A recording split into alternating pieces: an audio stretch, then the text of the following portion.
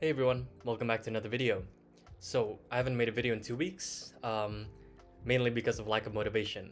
But I got a request, I think, like a week ago or something, or even more, to make a video on the two knights variation of the Italian, the two knights attack. So, yeah, essentially how I came up to this, to like studying this opening, which many people consider like an amateur weapon, is that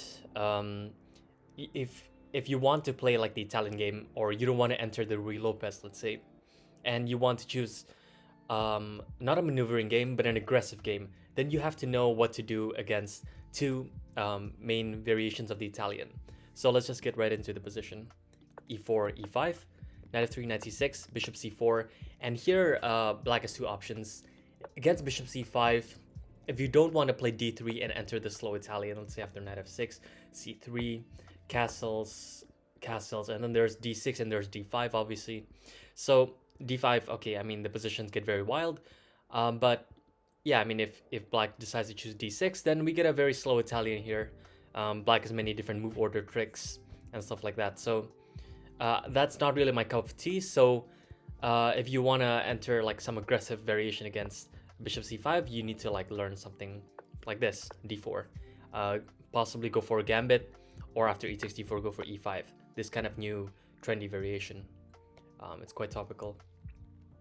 However, against knight f6, you can't exactly play c3 and d4 because your e4 pawn is hanging, and so if you play d3 now, black has a very legitimate option of playing bishop c5, and if you play c3, they can castle, and again you enter the slow Italian.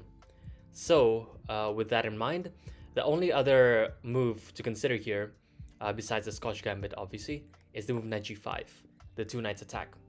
Now this can lead to the fried liver, and black's best move here is like by far is to play the move d5, and we'll actually enter this main position after knight a5, which is the main move, and I'll just give a small, like a quick preview here. Takes, bishop d3, bishop e2, and queen f3 are all moves.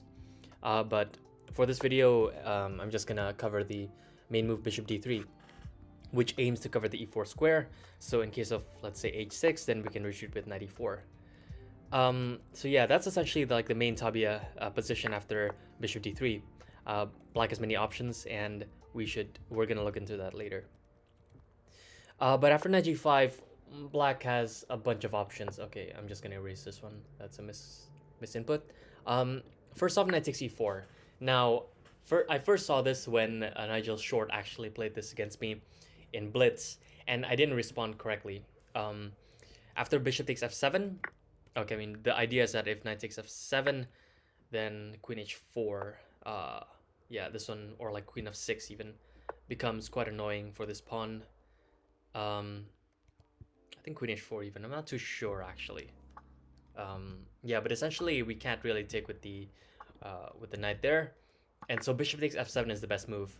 And after king e7, what I played in the game was like I was confused what to play, so I played knight takes e4, and after king takes f7 I played c4, and I essentially went for this very normal setup. I played c4 to prevent the move d5, and then just played d3, knight c3, castles, bishop e3, and then I eventually expanded on the queen side with a3 b4. This leads to an equal game, but black has a bishop here and is completely fine in this position.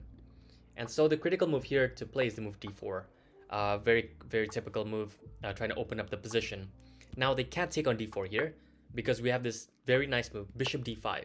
The point is to prevent the pawn coming to d5 to support the knight, and so we're also threatening knight f7, and black can never take on g5 because that would just drop the queen after bishop takes g5.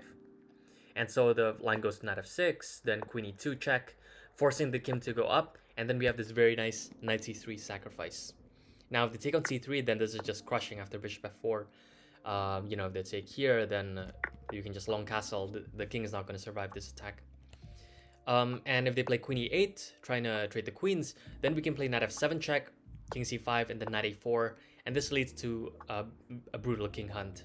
After it takes here, c4, dc3, knight c3, king c5, b4, and yeah, a sample line goes something like this, where the king is just not going to survive, thus checkmate. And yeah, I'll leave the variations in the description below where you can download it. Yeah, essentially that covers this e64 move. And let's just say they play knight 64, then we can play c3. And now if they play knight c6 back, then we have bishop b3. Now again threatening knight f7, securing the bishop, and black has no moves. After knight d6, knight e6 is very nice. The point is that if they take, we have bishop g5 winning the queen, and if they play queen e8, then again I think bishop g5 is just crushing. They're gonna have to step to f7, and then we can just do a bunch of like discovered checks and just win. So that's not possible. h6 is possible, but here we'll just take on e4. After king takes f7, now we see the point of playing d4 is to push the pawn to d5. And after knight d4, c3. Okay, if the knight comes to f5, then we can just play queen f3 with this annoying pin, threatening g4. And yeah, let's say king g6, queen g4 just wins material. And if they play queen h4, then we can play knight d2, knight b to d2, knight f5, and the queen f3 again, threatening some g4 ideas. And yeah, after let's say queen f4 trying to trade queens, we'll just avoid that exchange. We just go for queen h5 check, provoking g6, which is quite weakening, and then retreat with the queen to e2. And now, for example, in this position, we're threatening g3 to trap the queen. So queen h4, let's say castles d6, f4. The position is opening up when black is completely not ready for this.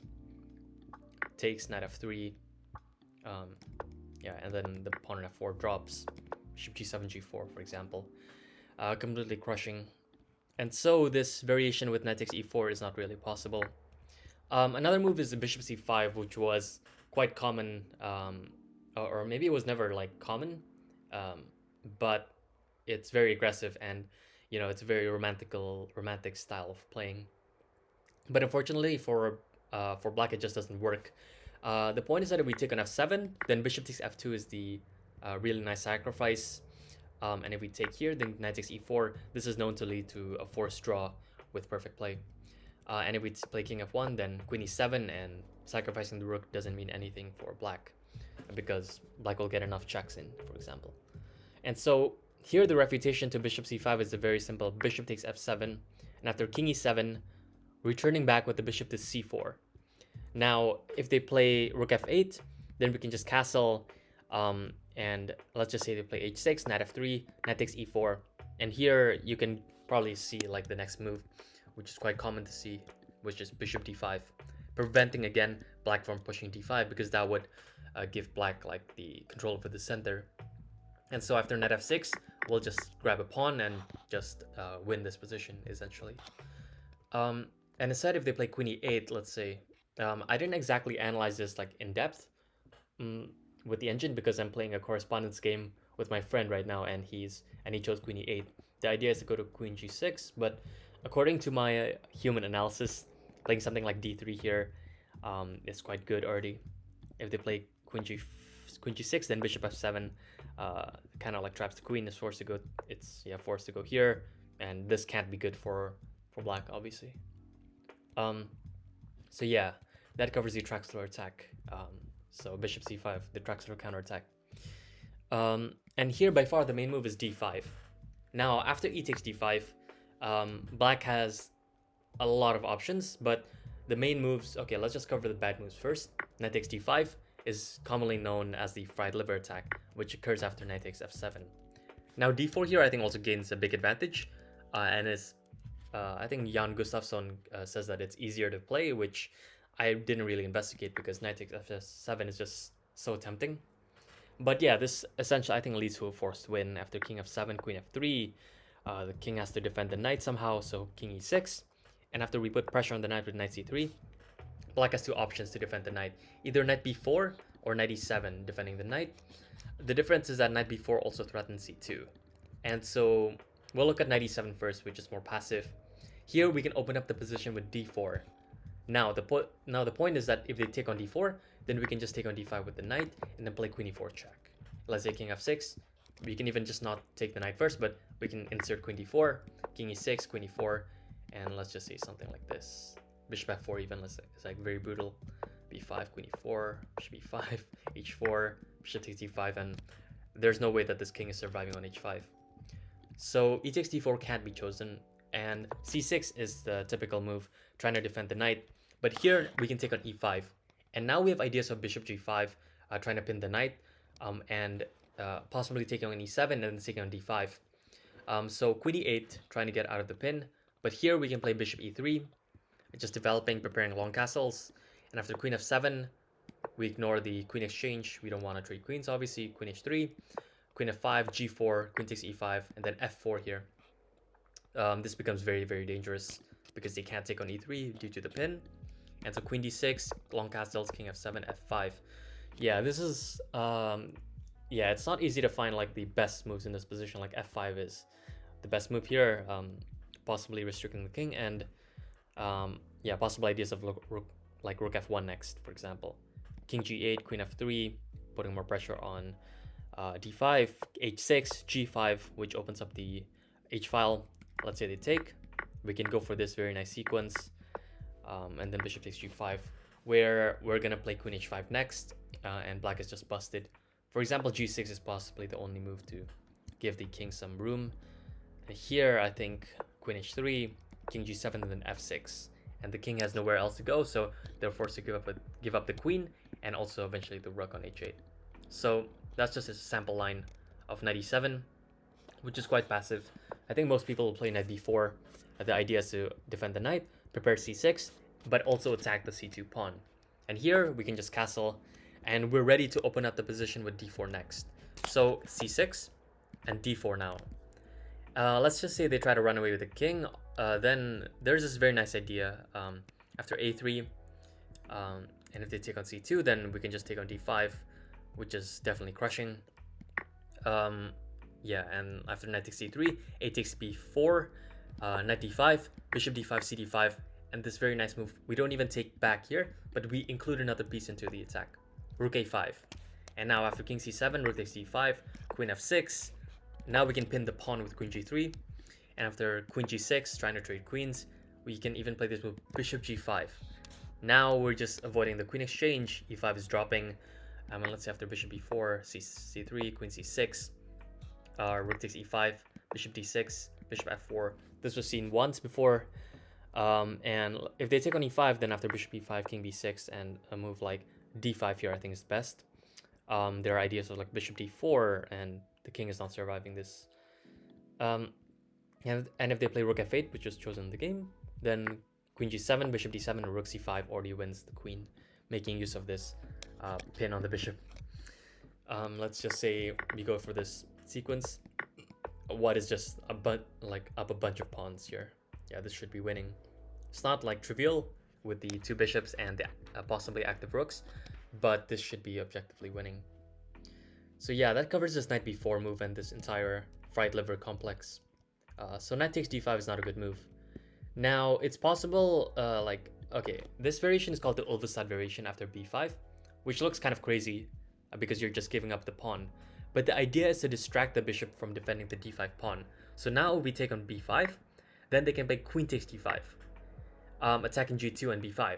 And we obviously don't want to play bishop f1, which after h6, let's just say knight f3, then e4 is just horrible for white.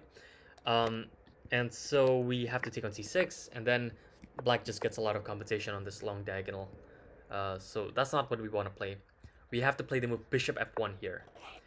Now I thought this variation was unplayable because of the main move knight d4. And there's actually just a forced line here leading to a big advantage for white. But yeah, Nicolas Antrilis, or Intirlis, I forgot, sorry, his name. He's a famous analyst, very well-renowned analyst and correspondence player. He analyzed this position and he says that it's very much playable, and I do generally believe in him and his analysis. So we're just going to cover that next. The main move here is to play the move knight d4, which is the main line, and after c3, knight takes d5. I actually covered this variation in a game that I played, in a tournament game that I played, that I will link up here. And yeah, the point is that they're attacking the knight, and there's a lot of chaos on the board, obviously, but we just take on d4, queen g5, and then now we can take on b5 with check, which is very important. Now, bishop d7 was covered in that game. that you can watch. I cover like the refutation of this move.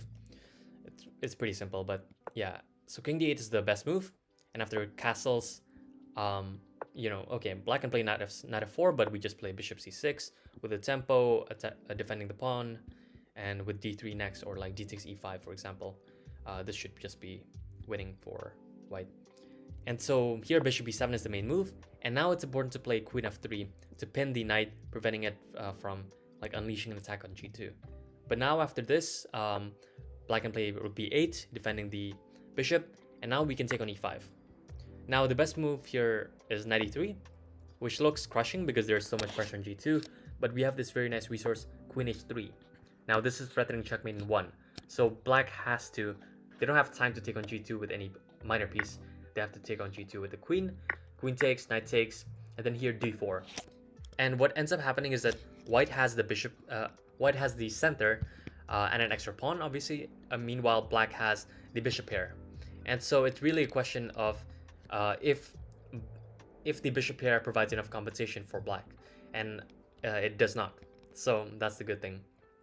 Now bishop e7, prepares to just possibly castles if allowed, and here we will play the move bishop e2. Now this is important to cover the f3 square, because after knight h4, we can play rook d1, liberating the rook from liberating the king also, and also like defending the pawn on d4.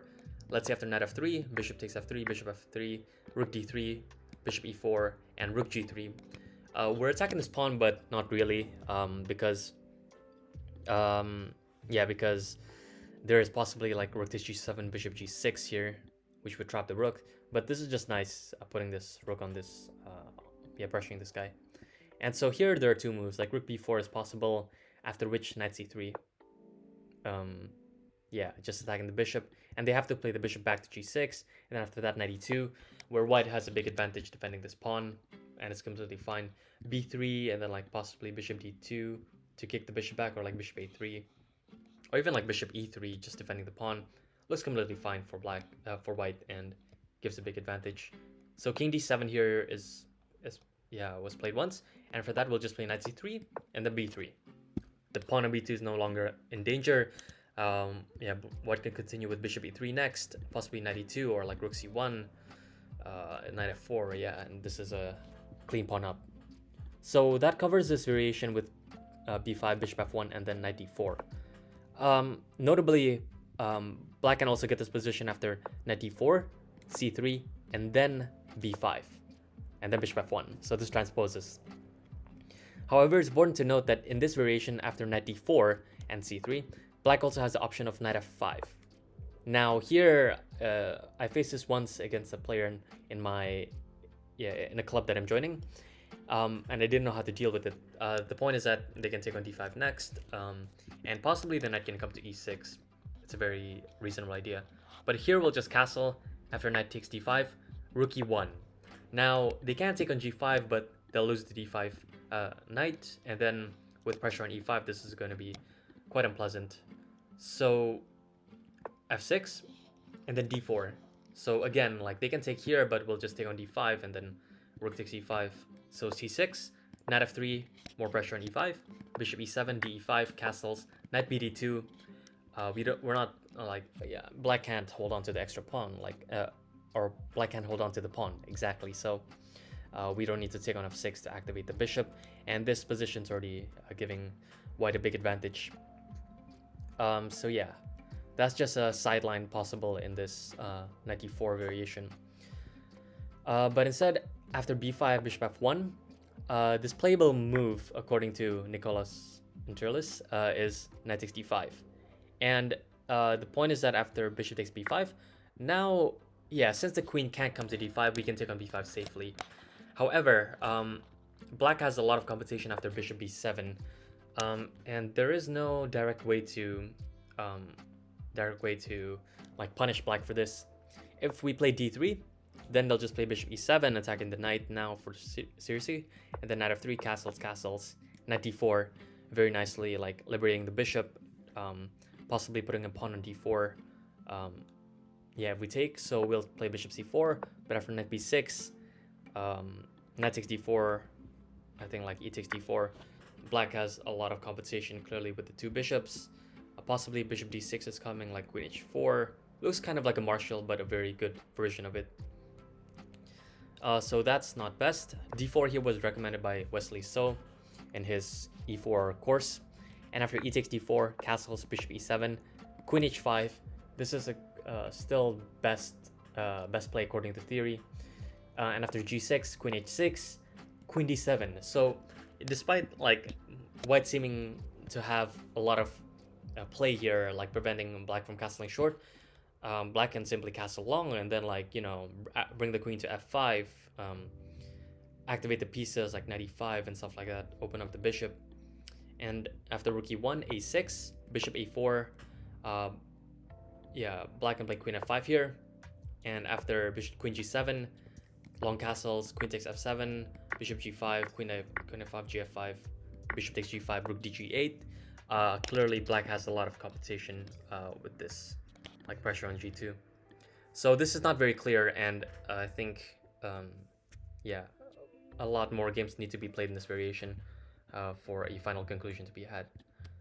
But yeah, that essentially covers the Ulvestad variation with b5. Knight a5 here is the main move, and this is known as the Polerio Defense. Yeah, so a lot of people choose this because I think it's the simplest way to kind of neutralize white. Neutralize, I say. But yeah, I mean, if black players like want to really surprise their opponents, then they should consider this move b5, bishop f1, and then knight takes d5. Very surprising because not a lot of people go for it. But instead, knight a5 is the main move, and we'll play the move bishop e5 check. And now if they play bishop d7, then we'll just play queen e2, putting pressure on e5, and this is really a problem. Like bishop e7, knight f3, back. We'll just pick up the e5 pawn next. Let's just see after this variation. d4, c5, takes, bishop e3. At d5 is very nice because we can't take here because of bishop e4 check. So knight c3, knight takes c3, and we'll just get this kind of position where white is up a pawn for the meantime. And yeah, after knight d1, nicely defending e3 and b3. b3 is going to come next to kick back the knight, and white is just going to be a nice pawn up, like there is no risk at all. So c6 is the main move, and after d takes c6, b takes c6, bishop d3. And so here we reach the main Tabiya of this two knights attack. Now the point of bishop d3 is that you're covering the e4 square. So as I mentioned before, after h6 we can retreat with the knight to e4, but generally black will not allow that and play the move knight e5. This is the main move. Now if we play knight e4, then f5 comes really quickly, and then e4, very unpleasant. So yeah, that's the main idea of bishop d3. We're just fighting for the control over e4, and the problem for black is that, like, look at the structure. Like, okay, not e5, but this knight on a5 is misplaced. This pawn on c6 is isolated and weak, perhaps, but surprisingly, like, black has a lot of compensation here, based on the fact that they have a lead in development with bishop d6 and castles, and then possibly f5 next. And yeah, and white is also like blocking their development because of this bishop on d3 covering the d2 pawn from moving forward. And so we'll have to do something about that, like bishop e2 or something in the future. And yeah, there are many moves in this position. Let's cover the move knight g4, which becomes quite complicated. Now the idea is to defend this e5 pawn, attack this knight, and if we play a move like knight f3, then after f5, oh no, this is horrible, like e4 is coming and they're defending the e5 pawn now. So we'll have to play knight e4, and after f5, we're gonna have to go for this forcing variation with bishop e2.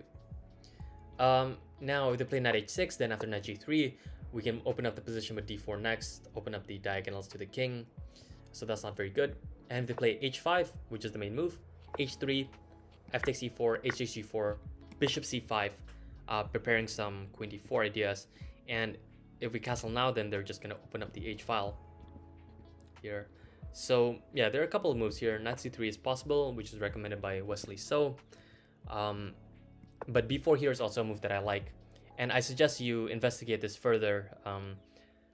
Yeah, essentially, like, I'll just cover like one of the main lines, which is queen d4, bishop b takes c5, and they can't take on e1 because of knight c3, and we'll just get a massive lead in development. they can't take on e2 also here because we'll just take on e4. Let's just say they castle d3, castle, and clearly white has a big advantage, mainly because this knight is on e5 and stranded. We have a nice pawn on c5 here. Bishop e3 is coming, the king is safe, and yeah, white is just winning there. And after castles, queen takes a1, knight c3. This is the idea. And yeah, there's this complicated move e3, which is the only move. And after gh5, ef2, rook f2, king f2, bishop e6, possibly preparing to liberate the queen. Bishop a3 here is really nice, and we get a lot of compensation here. Let's see after this. Because, yeah, despite black having the exchange, white has, first off, like 2 pawns for the exchange. Active pieces, like for example, the knight can come to e4. And yeah, there's a lot of play here essentially. You can investigate this further. That's the complicated variation after knight g4 and f5. Bishop c5 is also possible here, but that's not very challenging. We just castle, and again, if they play h6, then knight f3, knight e4, sorry, even gains a tempo on the bishop.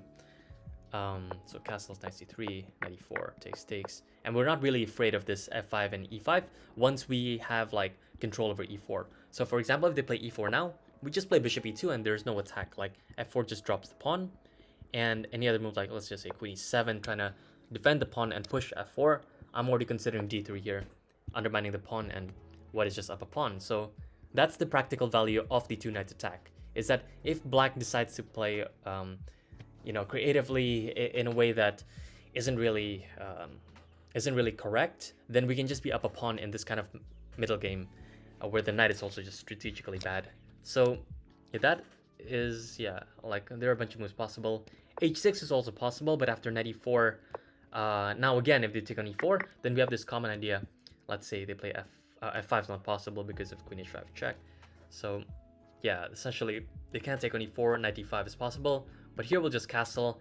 And the point is that if they play, again, they can't play h5 because of this, and if they play knight f4, we can play bishop e2. And let's say bishop e7, we play d3, and now we're ready to take on f4, be up a pawn, play knight c3 next. And you should like kind of practice with these kind of variations, because despite being like up a pawn, let's say after we take on f4, if they castle and we take on f4, knight bd2, it's not too easy to play this kind of position, I have to admit. So you do need to practice on how to maintain your advantage and convert it to a full point. Yeah, there are many variations here, like bishop e7, knight g3, covering the f5 square, castles, bishop f5. And yeah, essentially you can see that after we play the move d3, black is completely fine, like rook e1, putting pressure on the pawn, knight c3 even. We can also not mind the doubling of pawns because we are up a clean pawn here. So yeah, that essentially covers this variation. And the last move is knight d5. Now the point is that we cannot play knight e4 on account of f5. And this becomes really annoying. Let's say knight g3, then e4. Or yeah, even knight f4 here looks very good. Yeah, so this does not look good. And so knight f3 needs to be played. And if they play knight f4 now, then we can play this move bishop f1. And now if they play e4, then we have this very nice counter attack on f4. And if they take on f3, then we just take on f4. And this leads to kind of like a interesting, is it this position? Yeah, queen f6. Yeah, this is a kind of interesting variation. And now they're attacking b2 and f4, so we can take on f3.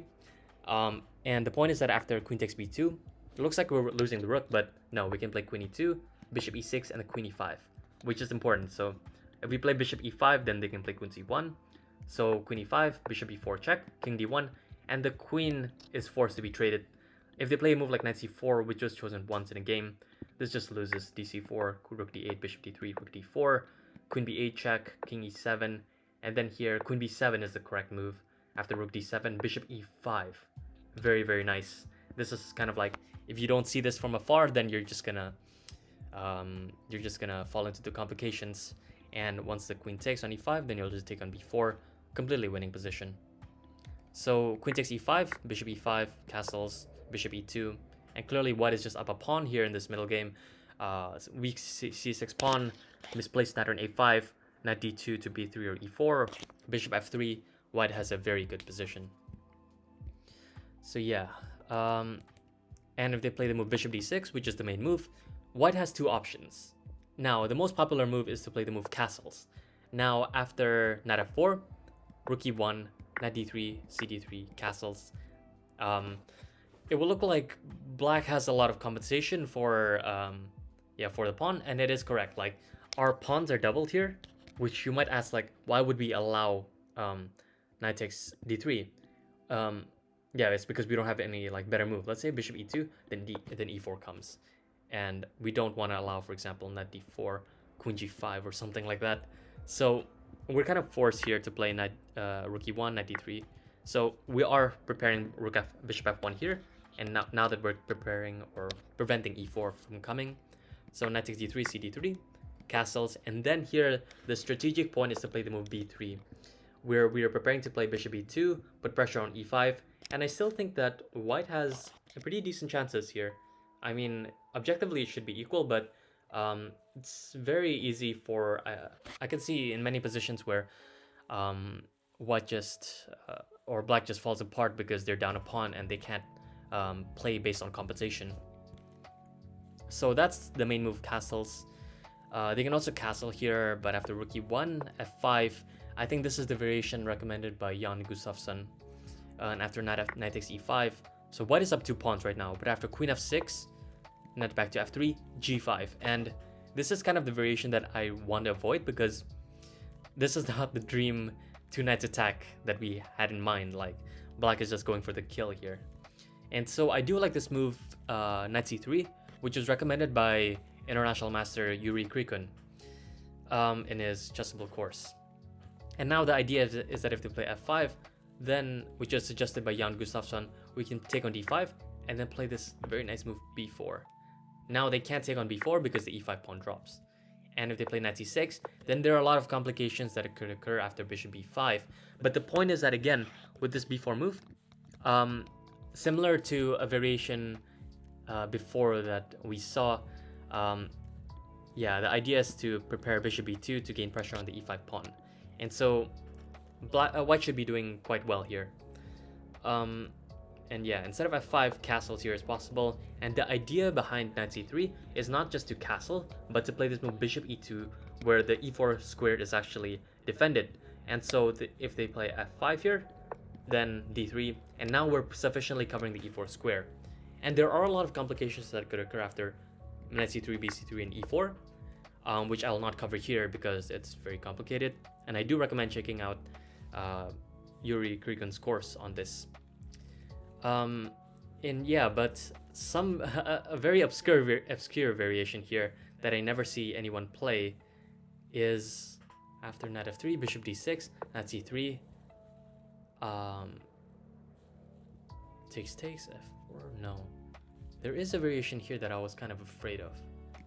Knight f3, bishop d6, knight c3, knight f4, castles, knight d3, no. There is a variation here that I'm kind of afraid of. I'm just trying to think about it. Knight c3, yeah, this variation, knight takes c3, d3 and e4. I never seen, like, I think this is a novelty if I'm not mistaken, but I mean, this looks very logical. Like, we're forced to go with the knight to d4, and then black can play this move queen c7, and now it prevents white from castling, and so we have to play the move g3, let's say, or h3. g3 just looks very weakening after bishop h3. So h3, and then after this f5, and then like f4 is coming, castles, f4, b4, knight b7, bishop c4. This is the best line I could find for white, but still after king h8, rook e1, f3, position gets very, very messy, like something like this, preparing the queen to jump in. Knight e6, takes, ef3, queen d4, queen c7, bishop g5, h6, bishop e3. Yeah, don't ask me why most of these moves are being played, but yeah, essentially we get into this position, which looks fine for white, but I mean, with the pair of bishops and these advanced pawns. But you know, it's, if you don't know this, then it's kind of difficult to defend with f5, f4, and f3 coming. Yeah, so you do need to know what to do against this. And that essentially covers this variation, the 2 knights attack. I hope you enjoyed watching this video and learned a thing or two. I try to make this as short and concise as possible, but I still couldn't cover like most of the critical variations in detail. So you do need to do your own research on that, I think. And yeah, buy a course, buy a book or something like that, and you'll do great, I think, practically with this weapon, because a lot of people will, especially in the lower levels, will not know how to enter the middle game and like play for competition correctly, because like everyone knows that knight g5 here is just like, what are you doing? Like most people think, what are you doing? You just play d5 and black is equal, but it's not that simple. So that's just what I want to deliver in this video. I hope you enjoyed it, and please comment if you want to see another type of video, certain openings, or I'll do it to the best of my ability. So see you next time. Stay safe and have fun playing chess. Bye.